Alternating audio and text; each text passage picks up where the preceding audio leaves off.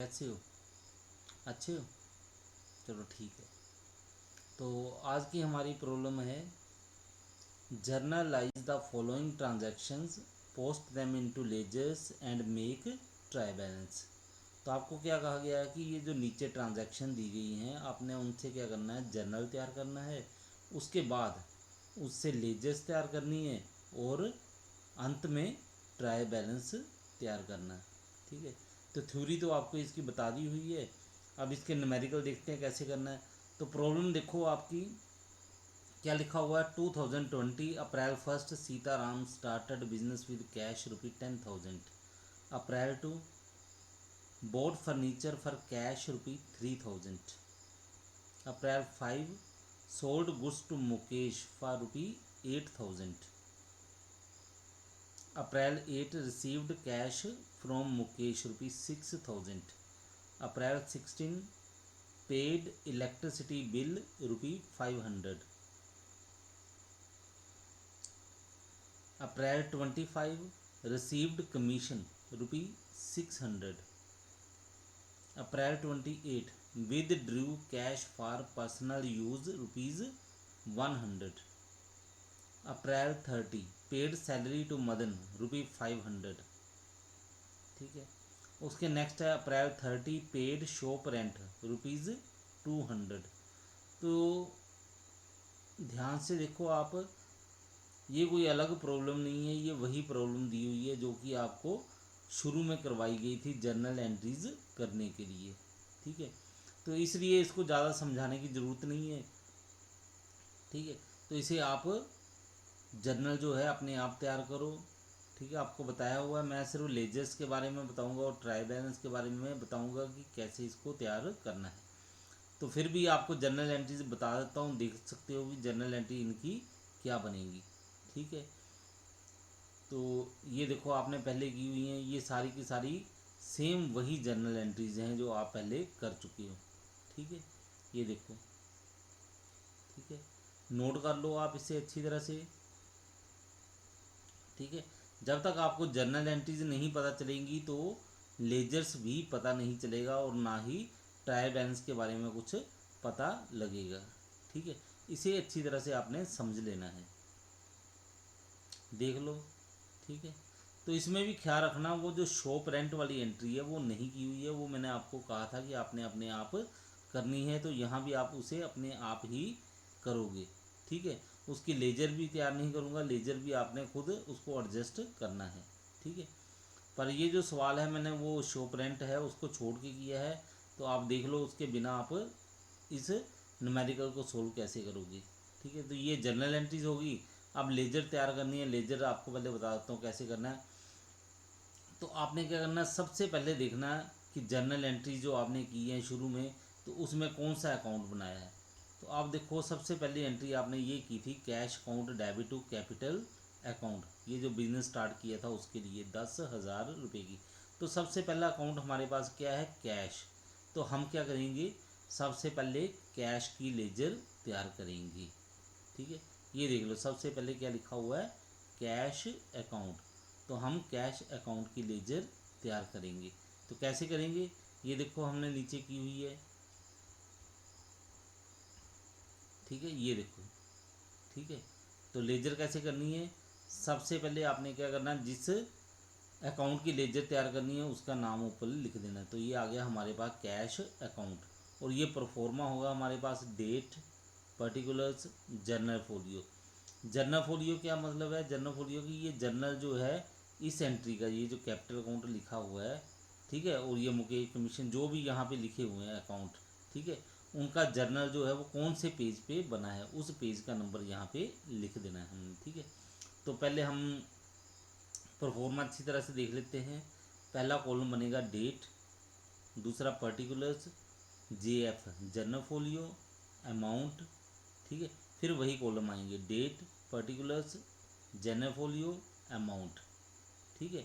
और ये जो लेफ्ट साइड में लिखा हुआ है आपके डेट, पर्टिकुलर, JF, अमाउंट, इसको बोलेंगे हम लोग डेबिट साइड। ठीक है।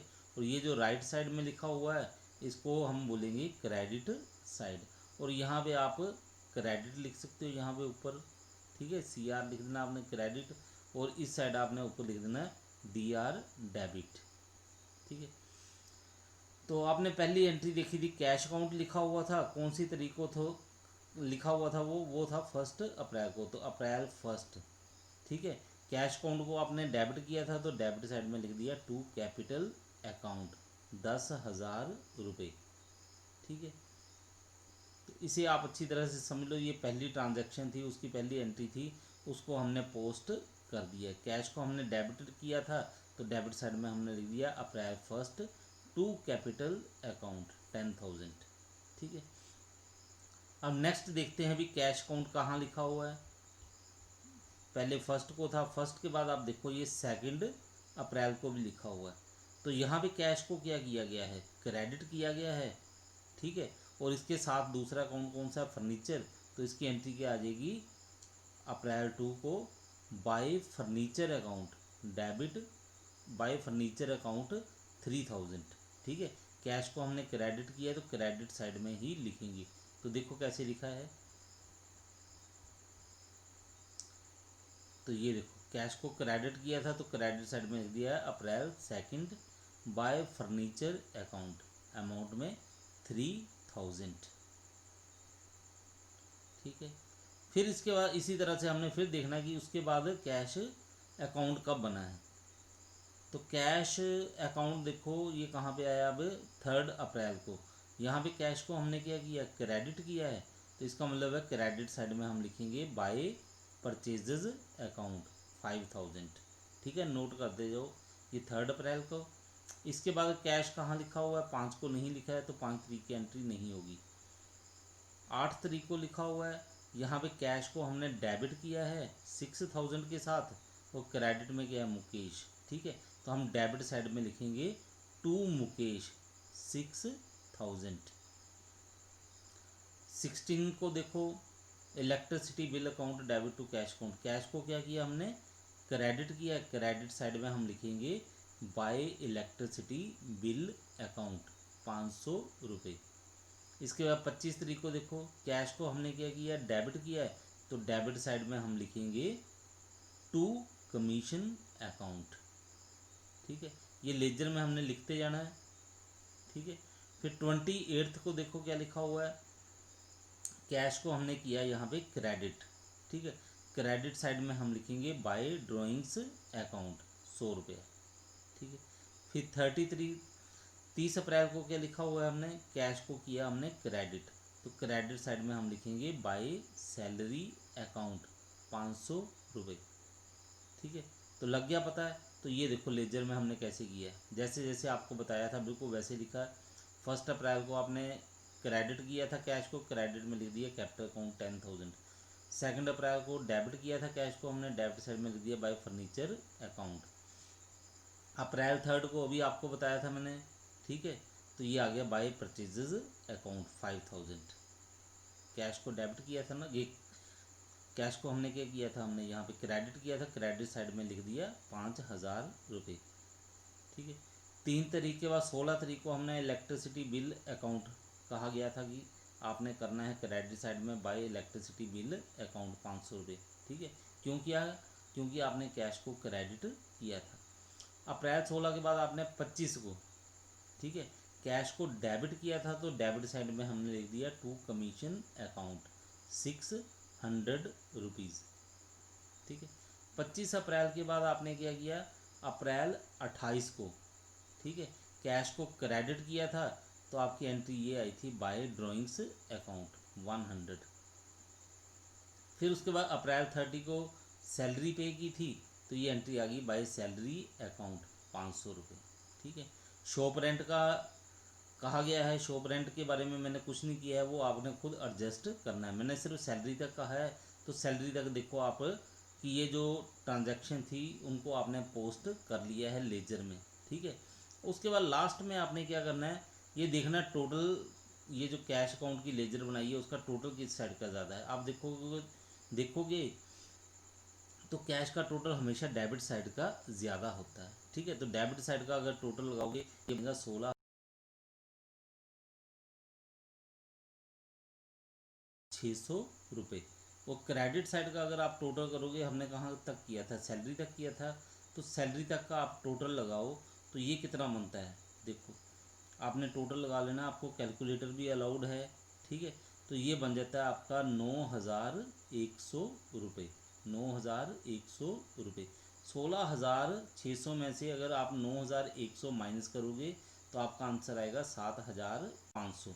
तो इसे हम लिखेंगे, जो महीने की लास्ट डेट है अप्रैल 30 होती है, अप्रैल 30 में लिखेंगे बाय बैलेंस कैरिड डाउन, ठीक है। इस तरह से लिख देना आपने C/D, ठीक है। इसको हम बोलेंगे carried down, by balance carried down, तो 7,500 रुपये, ठीक है। ये आपने कैलकुलेट करना अच्छी तरह से सीख लेना है। ये कैसे आया फिर आपको बता देता हूँ। आपने टोटल लगाना है डेबिट साइड का और क्रेडिट साइड का, जहाँ तक किया है, ठीक है। डेबिट साइड की ये सारा जोड़ लगाया 16,600 रुपया। क्रेडिट साइड का आपका जोड़ कहाँ तक आएगा, सैलरी तक लिखा था ना आपने, तो सैलरी तक आपने जोड़ लगाया, वो आपका आया था 11,100 रुपये। तो 16,600 में से 11,100 अगर आप घटाओगे, माइनस करोगे, तो आपका आंसर आएगा 7,500 रुपये। तो इसे हम लिखेंगे बाय बैलेंस कैरिड डाउन 7,500 रुपये, ठीक है। ये अप्रैल 30 लास्ट डेट थी। इसके बाद आपने क्या करना है, अप्रैल के बाद नेक्स्ट डेट क्या आती है, मई 1। मई 1 में आपने लिख देना टू बैलेंस ब्रोट डाउन 7,500 रुपये।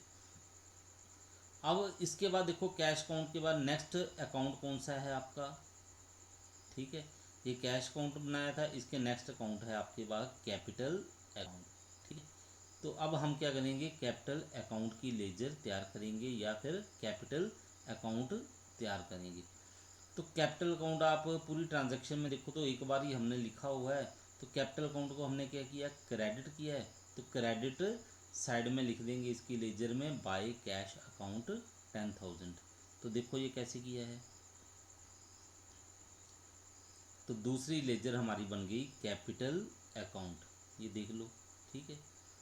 तो कैपिटल अकाउंट को हमने क्या किया था, क्रेडिट किया था, तो क्रेडिट साइड में हम लिख देंगे डेट के कॉलम में अप्रैल 1 बाय कैश अकाउंट 10,000, ठीक है, देख लो, ठीक है। इसके अलावा कैपिटल अकाउंट की और कोई ट्रांजैक्शन नहीं है, इसलिए हम क्या करेंगे, इसका बैलेंस कर देंगे। क्रेडिट साइड में 10,000 और डेबिट साइड में क्या था, कुछ भी नहीं था, ठीक है। तो डेबिट साइड में हम लिख देंगे अप्रैल 30 टू बैलेंस कैरिड डाउन, ठीक है। बैलेंस कैरी डाउन कितना आ गया, 10,000, ठीक है। बैलेंस किया 10,000, 10,000 में से 0 माइनस किया तो 10,000 आ गया, ठीक है। तो 10,000 हमारे पास क्या आ गया, टू बैलेंस कैरिड डाउन। इसके बाद फिर उसी तरह से करना है, अप्रैल 30 लास्ट डेट थी, उसके नेक्स्ट डेट है मई 1। यहाँ पे आपने कैरिड डाउन किया है तो ब्रो डाउन इस साइड आएगा, ठीक है। अगर क्रेडिट साइड में आपने बैलेंस कैरी डाउन किया तो डेबिट साइड में आप ब्रो डाउन करोगे, ठीक है। मई 1 बाय बैलेंस ब्रो डाउन 10,000, ठीक। इसी प्रकार बाकी आगे आगे अकाउंट देखते जाओ, ठीक है। लेकिन ये याद रखना, एक अकाउंट जो है वो 2 बार आप तैयार नहीं करोगे, यानी कि सेम लेजर जो है आप 2 बार नहीं बनाओगे। जैसे आप कैश अकाउंट बना चुके हो तो कैश अकाउंट की लेजर दोबारा नहीं बनेगी, वो एक बार ही बनेगी। कैपिटल अकाउंट की आपने बना ली है तो कैपिटल अकाउंट को भी एक बार ही बनाओगे। इसके नेक्स्ट अगर आप अकाउंट देखोगे तो वो आएगा आपके पास फर्नीचर अकाउंट, ठीक है। जर्नल में देख लो, एक बार फिर दिखा देता हूँ मैं, ठीक है। ये देखो आपने कैश अकाउंट की लेजर बना ली है, कैपिटल की भी बना ली है। इसके नेक्स्ट अकाउंट आया फर्नीचर अकाउंट, फर्नीचर बनाएंगे। इसके नेक्स्ट आएगा कैश अकाउंट, कैश को नहीं बनाओगे आप, ठीक है, क्योंकि कैश आप बना चुके हैं पहले ही, ठीक है। तो आप फर्नीचर अकाउंट की लेजर तैयार करते हैं, तो ये बन गया फर्नीचर, हमने एक बार ही खरीदा था, फर्नीचर को डेबिट किया था, हमने एंट्री की थी वहाँ पे furniture account debit to cash account, ठीक है। तो डेबिट साइड में लिख देते हैं अप्रैल 2, 2 अप्रैल को की थी, 2 अप्रैल लिख दी हमने, टू कैश अकाउंट 3,000। इसका भी बैलेंस करो, महीने की लास्ट डेट लिखोगे अप्रैल 30 बैलेंस कैरिड डाउन 3,000, ठीक है। और इसके बाद नेक्स्ट डेट क्या आएगी, मई 1 टू बैलेंस ब्रो डाउन 3,000। तो समझ गए। इसी प्रकार जितनी भी ट्रांजैक्शन है उन सभी की आपने लेजर इसी तरह से बनानी है, ठीक है। फर्नीचर अकाउंट के बाद आप देखोगे परचेजर अकाउंट आएगा। परचेजर अकाउंट का भी देखो लेजर बिल्कुल सेम उसी तरह से, ठीक है, जैसे वहाँ पे एंट्रियाँ की थी। परचेजर अकाउंट को आपने डेबिट किया था, डेबिट साइड में आपने एंट्री कर दी, बैलेंस किया, ठीक है। उसके बाद मुकेश, मुकेश को भी देखो बिल्कुल उसी तरह से एंट्रियाँ की हैं जैसे आपने पहले की हुई है, ठीक है। फिर सेल्स अकाउंट देखो, ठीक है। लेकिन ये याद रखना, ये जो नॉमिनल अकाउंट होगा और गुड्स अकाउंट होगा, ठीक है। गुड्स का मतलब है purchases sales, purchaser return, sales return, ठीक है। तो उसमें आपने क्या करना है, ये जो आपने बैलेंस करना है, बैलेंस में आप balance broad down, balance carry down नहीं लिखोगे, उसमें आप लिखोगे आप ट्रेडिंग अकाउंट या फिर प्रॉफिट एंड लॉस अकाउंट, ठीक है। अब ट्रेडिंग अकाउंट कैसे लिखना, आपने प्रॉफिट एंड लॉस अकाउंट कैसे लिखोगे, तो इसके लिए आपको क्या करना पड़ेगा, इसके लिए आपको ये जो फाइनल अकाउंट है उसका लेसन अच्छी तरह से सीखना पड़ेगा। फिर भी आपको मैं शॉर्ट में बताता हूँ कि ये जो गुड्स अकाउंट है और नॉमिनल अकाउंट है, इनकी एंट्रियाँ कैसे करोगे। अगर वो खर्चे हैं डायरेक्ट, डायरेक्ट का मतलब होता है कि वस्तु को बनाने के लिए जो खर्चा आया है, ठीक है, कच्चा माल बिजनेस में फैक्ट्री में लेकर आने से लेकर उस सामान को फाइनल गुड में तैयार करने के लिए, ठीक है, जितने भी खर्च हुए हैं वो सारे के सारे डायरेक्ट एक्सपेंसेस होंगे, ठीक है, जो फैक्ट्री के अंदर अंदर हो रहे हैं जहाँ पे वस्तु बन रही है वहाँ वहाँ पर, ठीक है। तो उनके लिए हम लिखेंगे ट्रेडिंग अकाउंट, ठीक है। और बाकी जो दूसरे नॉमिनल अकाउंट हैं, ठीक है, जो खर्च हुए हैं, ठीक है, अगर वो वस्तु को बनाने तक खर्च हुए हैं फैक्ट्री के अंदर अंदर, तब तो वो आएंगे ट्रेडिंग अकाउंट, ठीक है। अगर वो इनडायरेक्ट है, इनडायरेक्ट का मतलब है फैक्ट्री के अंदर नहीं हो रहे हैं, जहाँ वस्तु बन रही है वहाँ नहीं हो रहे हैं, वो खर्च जो है बाहर हो रहे हैं। बाहर कैसे, मतलब दफ्तर बना हुआ है, उसका ऑफिस बना हुआ, ऑफिस में जो खर्चा हो रहा है या ऑफिस के बाहर खर्चा हो रहा है वस्तु को बेचने में, तो वो सारे के सारे इनडायरेक्ट एक्सपेंसेस होंगे। उनको हम क्या करेंगे, प्रॉफिट एंड लॉस अकाउंट में लिखेंगे, ठीक है। उनका बैलेंस जो है उसको हम क्या करेंगे, प्रॉफिट एंड लॉस अकाउंट में ट्रांसफ़र करेंगे। तो ये देखो सेल्स, सेल्स क्या है, ये गुड्स है, तो गुड्स के लिए हमने यहाँ पे बैलेंस जो किया है वो कर दिया टू ट्रेडिंग अकाउंट। ये याद रखना, ये बैचिंग फिगर है, ठीक है। अब इलेक्ट्रिसिटी बिल, ठीक है, नॉमिनल अकाउंट है, ये फैक्ट्री की बिजली नहीं बोल रहे हैं, ये बिजली जो है पूरी जो कंपनी है हमारी जहाँ पे ऑफिस वगैरह है, ठीक है, उसका खर्चा। अगर यहाँ पे लिखा होता है फैक्ट्री इलेक्ट्रिसिटी बिल, तब हमने इसका जो बैलेंस था यहाँ पे लिखना था बाय ट्रेडिंग अकाउंट, ठीक है। इसमें ऐसा कुछ भी नहीं लिखा है तो हमने इसका बैलेंस किया, ये आ गया by profit and loss account, ठीक है। इलेक्ट्रिसिटी के बाद कमीशन रिसीव्ड, ठीक है, तो ये चला गया प्रॉफिट एंड लॉस अकाउंट में, ठीक है। अब ये ड्राइंग्स है, ड्राइंग्स अकाउंट में हमने क्या किया, ये देखो बैलेंस कैरी डाउन किया है, ठीक है, बैलेंस ब्रो डाउन किया है, क्यों, क्योंकि ये पर्सनल अकाउंट है, पर्सनल अकाउंट के लिए हमेशा यही एंट्रियाँ होंगी, बैलेंस कैरी डाउन और बैलेंस ब्रो डाउन ही होगा, पर्सनल अकाउंट के लिए भी और रियल अकाउंट्स के लिए भी, ठीक है, वो सेम ही आपने ट्रीटमेंट करनी है। लेकिन रियल अकाउंट में जो गुड्स हैं सिर्फ उसके लिए आपको बताया आपने ट्रेडिंग अकाउंट में लिखनी है गुड्स, ठीक है। और बाकी के नॉमिनल अकाउंट हैं वो क्या करने हैं, आपने खर्च देखना है डायरेक्ट है कि इनडायरेक्ट है, डायरेक्ट है तो ट्रेडिंग अकाउंट, इनडायरेक्ट है तो प्रॉफिट एंड लॉस अकाउंट। अब सैलरी देखो, ये स्टाफ को सैलरी दी जाती है तो आपका बैलेंस आ गया, ये लिखा है बैलेंस कैरी डाउन, तो यहाँ पे ये बात गलत है, ये यहाँ पे बाय बैलेंस कैरी डाउन नहीं आएगा, यहाँ पे आएगा by profit and loss account, ठीक है। तो इसको मैं ठीक कर देता हूँ, आप लोगों ने भी ख्याल रखना है इसका।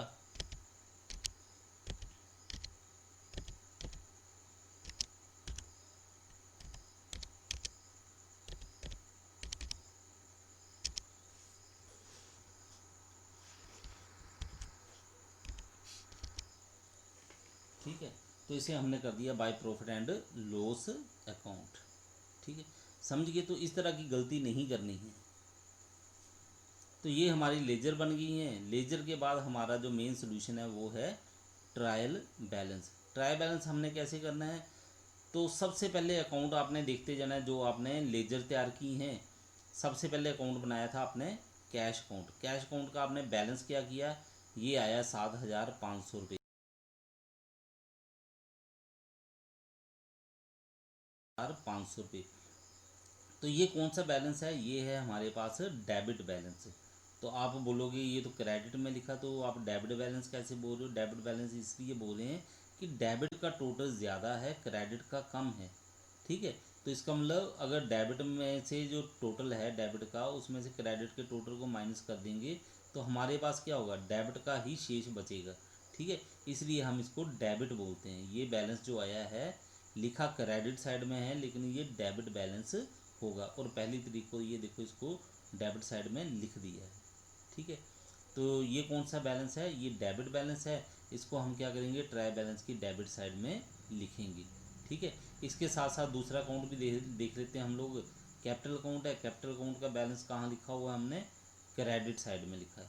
ठीक है, ये डेबिट साइड में लिखा है, लेकिन ये कौन सा बैलेंस है, क्रेडिट बैलेंस 10,000। ठीक है, कैश का डेबिट साइड में है 7,500 और कैपिटल का क्रेडिट साइड में है 10,000। ठीक है, तो पहले इसको देखते हैं ट्राई बैलेंस में कैसे लिखा जाएगा। तो ट्राई बैलेंस का प्रोफॉर्मा बनाना है, आपने लिखना है ट्राई बैलेंस, नीचे लिख देना है एज एट 30 अप्रैल 2020। ठीक है, जो तारीख लिखी हुई है लास्ट दिन की वो लिख दी। Serial number, name of accounts, ledger folio जहाँ पे लेजर बनी है उसका पेज नंबर, और बैलेंस लिखे हैं डेबिट क्रेडिट। तो आपको मैंने क्या बताया था, कैश का डेबिट बैलेंस था, डेबिट साइड में लिख दिया 7,500 रुपये। कैपिटल का बैलेंस कौन सा बताया था आपको, क्रेडिट, क्रेडिट साइड में लिख दिया 10,000। हमने कैश की भी बना दी है, जो बैलेंस आया था लेजर का वो लिख दिया, कैपिटल का भी लिख दिया। इसके नेक्स्ट हम देखते हैं आगे कौन से अकाउंट हैं। कैश का कर लिया, कैपिटल का कर लिया। फर्नीचर का देखो, फर्नीचर का कहाँ पे आया है, डेबिट साइड में आया 3,000, डेबिट बैलेंस है 3,000। ठीक है, फर्नीचर का नोट कर लो। परचेजेस का बैलेंस कहाँ है, ठीक है, परचेजेस का बैलेंस हमने लिखा है यहाँ पे डेबिट बैलेंस। ठीक है, तो परचेजेस में भी हमने यहाँ पे गलती कर दी है। ठीक है, यहाँ पे बैलेंस नहीं लिखा जाएगा, ये गुड्स अकाउंट है, यहाँ पे लिखेंगे हम लोग ट्रेडिंग अकाउंट। इसको भी ठीक कर लेता हूँ।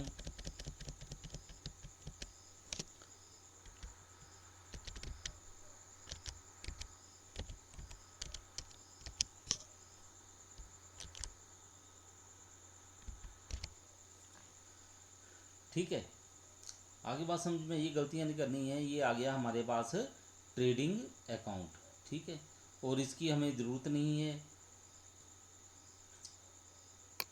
ठीक है, तो इसको मैं डिलीट कर देता हूँ।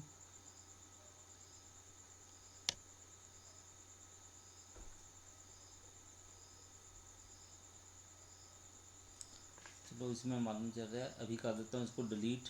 ठीक है,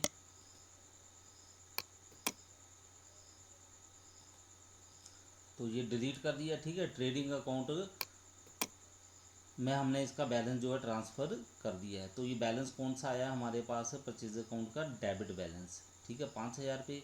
मुकेश का कौन सा बैलेंस आया है, मुकेश का आया है हमारे पास, मुकेश का भी डेबिट बैलेंस आया है 2,000 रुपये। सेल्स का कौन सा बैलेंस आया है, सेल्स का देखो ये आया हमारे पास क्रेडिट बैलेंस। ठीक है, 8,000 रुपये। नोट करते रहो, ये सारे के सारा हमने ट्राई बैलेंस में लिखना है। ठीक है, इलेक्ट्रिसिटी का बैलेंस कौन सा आया है, ये आया है हमारे पास डेबिट बैलेंस 500 रुपये। और कमीशन रिसीव्ड का बैलेंस कौन सा आया है, कमीशन रिसीव्ड का आप देखोगे तो ये आया है क्रेडिट बैलेंस 600 रुपये। ठीक है, नोट करते जाओ इनको। ड्राइंग्स अकाउंट का बैलेंस देखो, ड्राइंग्स अकाउंट का कौन सा बैलेंस आया है, ये आया है डेबिट बैलेंस। ठीक है, ड्राइंग्स कौन सा होता है, पर्सनल अकाउंट होता है, पर्सनल अकाउंट का इसी तरह से हमने करना है। ठीक है, तो ड्राइंग्स अकाउंट का ये आ गया बैलेंस हमारे पास डेबिट। ठीक है, सैलरी अकाउंट का कौन सा बैलेंस आया है, तो सैलरी का देखो ये भी हमारे पास डेबिट बैलेंस आ गया है, जिसे हमने प्रॉफिट एंड लॉस अकाउंट में ट्रांसफ़र किया है। ठीक है, तो अब ट्राई बैलेंस बनाओ। कैश अकाउंट का हमने कर लिया था कैपिटल, देखो फर्नीचर का डेबिट बोल रहा था, डेबिट में 3,000 रुपये। परचेजर का डेबिट बैलेंस बोल रहा था 5,000 रुपये डेबिट साइड में। मुकेश का डेबिट बोल रहा था, डेबिट में आ गया 2,000 रुपये। ठीक है, सेल्स का बोल रहा था क्रेडिट बैलेंस, क्रेडिट में आ गया 8,000 रुपये। इलेक्ट्रिसिटी बिल का हमने डेबिट बैलेंस बोला था, आ गया 500 रुपये। कमीशन का हमने क्या बोला था, कमीशन रिसीव्ड थी, क्रेडिट बैलेंस बोला था, क्रेडिट आ गया 600 रुपये। ठीक है, फिर उसके बाद ड्राइंग्स है, ड्राइंग्स का कौन सा बैलेंस था, डेबिट बैलेंस था, डेबिट में आ गया 100 रुपये। सैलरी का कौन सा बैलेंस था, डेबिट बैलेंस था, ये आ गया 500 रुपये।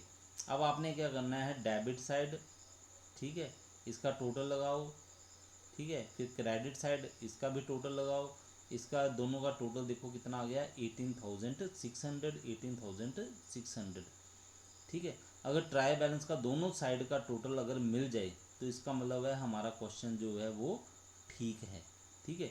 इसमें किसी प्रकार की कोई गलती नहीं है, कोई अशुद्धि नहीं है, ठीक है।